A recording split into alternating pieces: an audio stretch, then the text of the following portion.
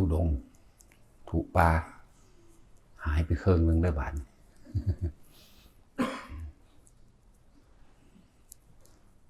นั่นเอาออกไปแล้วก็ขอวัดปฏิบัติเหมือนเดิมนั่นแหละแต่ว่าเน้นลงมาตรงที่ว่า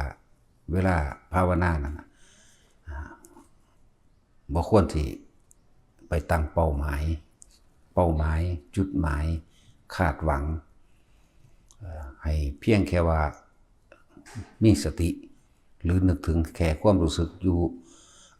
ผู้อยู่กับลมหายใจก็อยู่กับลมหายใจเลยผู้อยู่กับความนิ่มนวลตรงกลางหน้าผากหัวก็ตามก็อยู่ตามนั้นบ่ต้องไปคาดคะเนบ่ต้องไปตั้งเป้าหมายหรือจุดหมายถึงความสงบใดๆทั้งสิ้นแม้แต่ความสงบก็บ่ให้ไปตั้งเป้าต้องว่างจุดหมายต้องว่างจุดหมายเป้าหมายคาดหวังความสงบหรือไปตั้งเป้าหมายคาดหมาย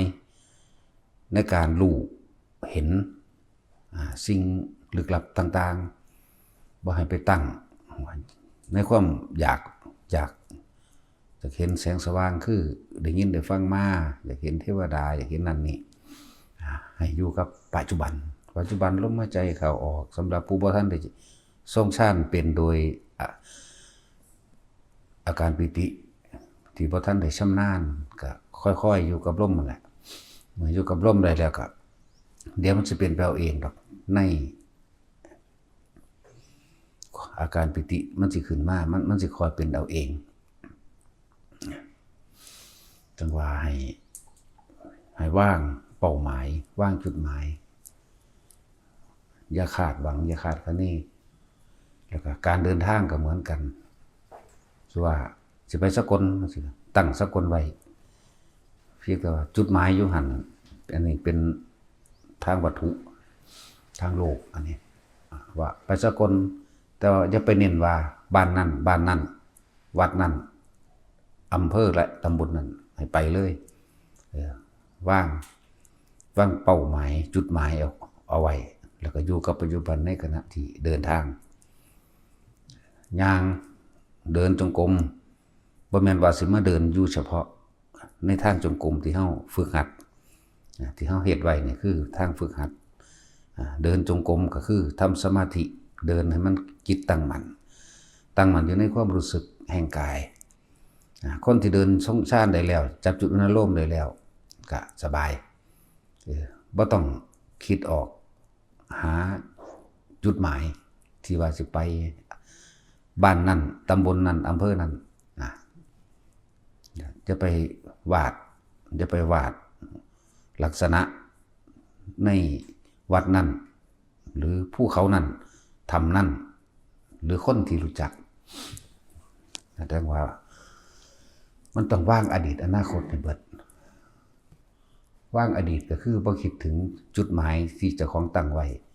อนาคตคือก็อยากให้ถึงคาดคะเนไปให้ถึงนั่นแหละจังว่าว่าง มีความรู้สึกอยู่เพียงแค่เดินจงกรมเดินไปตามถนนหนทางหรือลัดเลาะไปตามป่า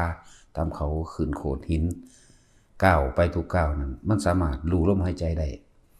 ผู้อยู่ลมหายใจก็อยู่กับลมหายใจนั่นแหละผู้อยู่กับจุดอุณาโลมได้นิ่มนวลบนหัวได้ก็อยู่กับตัวนั้นแหละแม้นตาจะเห็นต้นไม้ต้นนั้นต้นนี้ตาเห็นนกตลอดทั้งได้ยินเสียงนกห้องนกบินตาเห็นหูได้ยินพร้อมทุกอย่างคืออย่านำเข้ามาคิดให้เห็นไปซื่อๆพอมันสิน้อมนำเข้าไปสู่ความภายในอีกถ้าคนชินในการคิดเบิดทุกอย่างที่เห็นคือให้ความสำคัญให้ความมั่นหมายกับว่านกมันห้องแวกก็เลี้ยวเบิ่งนกว่ามันห้องเฮ็ดหยังมันท่วงหยังนกหยังมันเป็นนกนี่ชื่อว่าจังซี่ห้องนี่แล้วมันสิพากันไปไสก็บ่ให้นำไปมาหาจุดหมายของนกบ่ต้องไปอยากรู้ชื่อมันดอกนกนั่นก็ได้ห้องเฮ็ดหยังไปไสก็ดีแม้นสัตว์อื่นๆก็เหมือนกัน เหมือนสัตว์อื่นเป็นอันหลายๆอย่างนั่นแหละเหมือนหมาเฮาสิเสียงอยู่ไกลๆสิก็มันก็รู้ดอกว่าเสียงหมาแต่ว่าพอไปตั้งว่ามันเฮาหยังมันเป็นหยังมันเฮาหยังนอมันเป็นหยังนอก็บ่ต้องหลายอันหลายอย่างก้อนหินต้นไม้รถแล่นผ่านหรือผู้คนเขาคุยกันก็บ่ต้องไปยืนยันตัดสินแสดงความเห็นอีหยังกับเขาถ้าเฮาคุยกับเขาก็คุยเป็นธรรมดาว่าสิไปไสน้อไปสกลไปหนองคายไปเขาใหญ่ก็ว่าไปแค่นี้จบก็คุยกันเป็นธรรมดานั่นแหละพวกนี้ถ้าเฮาบ่นำสิ่งภายนอกรูปธรรมภายนอกที่เฮาเห็นเขามาคิดบัดนี้สิ่งที่ปรากฏขึ้นภายในมันก็จะค่อยชินไปเองว่าปรากฏขึ้นภายในคือสิบ่เป็นวัตถุนะสิบ่เป็นรูปธรรมแบบโลกนั่นเราเห็นปรากฏการณ์มีแสงวับวับแวมๆวูบวับวับลอยไปลอยมาแต่เฮาจับหมายถึงจำหรือจับความรู้สึกที่เหมือนกับเฮาเห็นเสาไฟสายไฟหรือต้นไม้ต่างๆนะเลยเกิดกลายเป็นคนบ่เรื่องมากบ่นำสิ่งที่หูที่เห็นเขามาคิดคือบ่ใส่ความเห็นตัดสินบ่ไปให้ความเห็นกับมันว่ามันคือแสงหยังแสงเขียวแสงเหลืองแสงแดงมันรู้อยู่ดอกแสงฟ้าแสงใสแบบนั้นมันรู้อยู่แต่ว่าบ่ต้องไปว่านั่นคือแสงเทวดานั่นคือแสงผีโป่งผีโพงหรือคือแสงหยังก็สั่งเรียกว่าบ่สรุปเรียกว่าละความเห็นเลยว่าคือหยังบ่ให้มันคือหยังแล้วก็บ่ให้มันเป็นหยังพร้อมแสงนั้นคือหยังเป็นหยังและเพราะว่าสภาวะธรรมมันสิเกิดทั้งภายนอกและภายในถ้าเฮาชินกับภายนอกภายในก็ชินเหมือนกันนั่นแหละภายนอกคือการเห็นนี่แหละเห็นต้นไม้เห็นเสาไฟสายไฟรถแล่นคนถามหรือคนไปนั่นไปนี่ช้างม้าวัวควายเห็นสิ่งสารสัตว์ต่างๆแต่เฮาบ่เรื่องมากบ่ไปยุ่งนะบ่ไปยุ่งบ่ยุ่งจะเห็นซื่อๆก็แล้วไปแต่ให้อยู่เพียงแค่ความรู้สึกตัวในกายเจ้าของเองเน้นอยู่บางนี้แหละบ่ต้องไปมีเป้าหมายอย่างอื่นตาก็เห็นขาก็ย่างอยู่นี่แหละตาเห็นย่างไปกลิ่นหอมดันนอนนี่ดอกไม้เหม็นมื้อนี้กินนั่นกินนี่ก็บ่ต้องไปตามหาเจ้าของกลิ่นแสงก็บ่ต้องไปตามหาคือหยังเป็นหยังจังว่าทุกอย่างเฮาให้ละความเห็นละจุดหมายก็ว่าบ่จะไปตั้งเป้าแม่นเป้าแห่งความสงบจังว่าปฏิบัติธรรมจริงๆมันบ่ได้เอาหยังแล้วมันก็บ่ได้เป็นหยังบ่เอาแล้วก็บ่เป็นพร้อมเพียงแต่รู้สึกตัวอยู่ในปัจจุบันเน้นย้ำผู้บ่ทันได้เก่งผู้บ่ทันได้ชำนาญในการอุณาโลมในการความรู้สึกตัวในกายของเฮาเองอย่างผู้ท่านได้ชำนาญก็อยู่กับลมนั่นแหละซะก่อนอยู่กับลมเขาออกของเองย่างมันก็ได้ดอก เฮาอยู่ในวัดนี่เฮาก็ฝึกจนว่าจับจุดได้แล้วล่ะนะบัดนี้ก็ออกนอกมั่งออกนอกวัดไปตามสถานที่ต่างๆก็เหมือนกันกับอยู่ในวัดนี่แหละอยู่กับลมมั่งอุณาโลมมั่งนิ่มลงบนหัวมั่งอย่าถิ่มฐานที่ตั้งแห่งจิตเพื่อให้เกิดจิตตั้งมั่นคือสมาธิจิตตั้งมั่นฐานก็คือร่างกายเฮานี่เองว่าสติปัฏฐานนั่นแหละสติปัฏฐานกายคือลมหายใจนี่แหละกายในกายก็ดีเวทนาในเวทนาก็คือความรู้สึกอันเกิดจากการปิติที่เฮามาตั้งไว้ตรงกลางคิ้วนี่แหละจิตในจิตก็คือสติกำกับหรือรู้เท่าทันความคิดบ่ให้มันคิดไปเรื่องนั้นเรื่องนี้แล้วดึงขึ้นมาคิดย้อนกลับขึ้นมาสู่ลมหายใจมั่งสู่อุณาโลมมั่งเฮ็ดอยู่แค่นี้เฮ็ดอยู่จังซี่นั้นปรากฏการณ์ภายในสิเกิดขึ้น อิหยังก็สร้างมันให้ถ้าเฮาเทียบเหมือนกับว่าเฮาเห็นเสาไฟสายไฟนั่นแหละตามข้างถนนที่เฮาขี่รถผ่านไปผ่านมาแต่ว่าเฮาบ่คิดอิหยังกับมันถ้าจับจุดนี้ได้วางเบิดเด้จับจุดที่ว่าเสาไฟสายไฟเฮาเห็นอยู่แต่ว่าเฮาบ่เคยนำเข้ามาคิดจักเทื่อเลยบัดนี้เห็นสิเป็นเหมือนเห็นเทวดา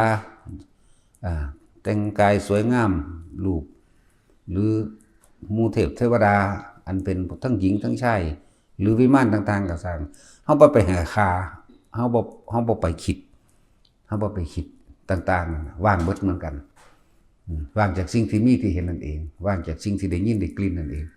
ว่างเบิดจิตเฮาสิคือความคิดของเฮาสิบ่ไปให้ความหมายบ่มีที่ตั้งบ่ไปตั้งความสำคัญอยู่ในเทวดานั้นหรือวิมานอันเป็นทิพย์ต่างๆนั้นบ่ตั้งแม้นสิ่งที่ตามภาษาโลกก็ว่าผีน่าเกลียดน่ากลัวร่างใหญ่กายดำผอมแห้งห้องวีดวิวถ้าเฮาบ่ไปให้ค่าเฮาบ่ไปคิดมันก็บ่มีหยังมันสิว่างเฮาบ่คิดถึงตรงนั้นเฮาบ่นำมานึกว่าเป็นญาติกันบ่หิวโหยทำกรรมอีหยังมาน้อคือเป็นแบบนี้จังซี่ความกล้าและความกลัวสิบ่มีแต่ความเฉยนะอารมณ์ความรู้สึกในความพอใจและบ่พอใจเกิดขึ้นบ่ได้นั่นแหละคำว่าดับแบบหยุดคิดปรุงแต่งคือหยุดคิดแบบนี้แหละในความอยากได้และอยากเป็นนั้นอยากรู้และอยากเห็นมันรู้มันเห็นแล้วก็บ่นำเข้ามาคิดนี่คำว่าว่างคำว่าว่างเฮาบ่ให้ค่าทั้งที่เห็นอยู่ได้ยินอยู่ได้กลิ่นอยู่สัมผัสอยู่ต่างๆนั่นแหละสัมผัสทางกายมันนี่แหละเพียงแต่บ่คิดบ่นึกบ่ให้ความสำคัญบ่ให้ค่าละความเห็นบ่สรุปความเห็นถอนทิฏฐิอยากบ่ละความคิดตัวเดียวนั่นแหละทั้งเบิดตัวเลิ่นหยุดคิดปรุงแต่งในสิ่งทั้งหลายทั้งปวงอสังขตธรรมละความคิดจากสิ่งทั้งหลายทั้งปวงให้หมดจังว่าเน้นย้ำพวกนะบ่แม่นสนุกบ่แม่นเรื่องไปมวนดอกแต่ว่าเป็นเรื่องไปสังเกตความรู้สึกนึกคิดเจ้าของเองว่าเฮาเป็นคนคิดมากบ่ว่าเฮาเป็นคนจังว่าปฏิบัติแบบใดก็ช่างเถอะแต่ว่าสิ่งที่เอามาทดสอบเอาสิ่งที่มาวัดค่าของตัวเองว่าละได้มากได้น้อยนั่นนะก็คืออารมณ์นี่เองพอใจกับไม่พอใจหมดความยินดีพอใจในสิ่งทั้งหลายทั้งปวงนั่นแหละมันสิจบอยู่ตรงนี้ว่าตัวนี้มันตัวเจ้าของบ่ได้โกหกตัวเองไม่ได้แน่นอนเขาเว้าเรื่องนั้นเรื่องนี้มาเนี่ยเฮาคิดนึกปรุงแต่งไปนำเขาเกิดอารมณ์พอใจมั่งนี่ละบ่ทันใดเมื่อความบ่พอใจมีความพอใจก็มีเมื่อความพอใจมีความบ่พอใจก็มีนี่แหละอารมณ์ละทั้งหมดคือละความรู้สึกที่ยินดีพอใจถ้าหากบ่มีความยินดีพอใจนี่สิ่งทั้งหลายทั้งปวงความไม่พอใจบ่จำเป็นต้องละมันก็ว่างขาดของมันเองนะเพราะ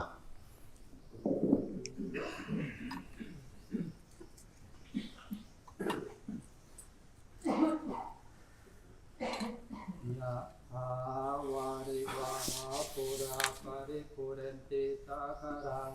เอวเมวะอิโตทินังเป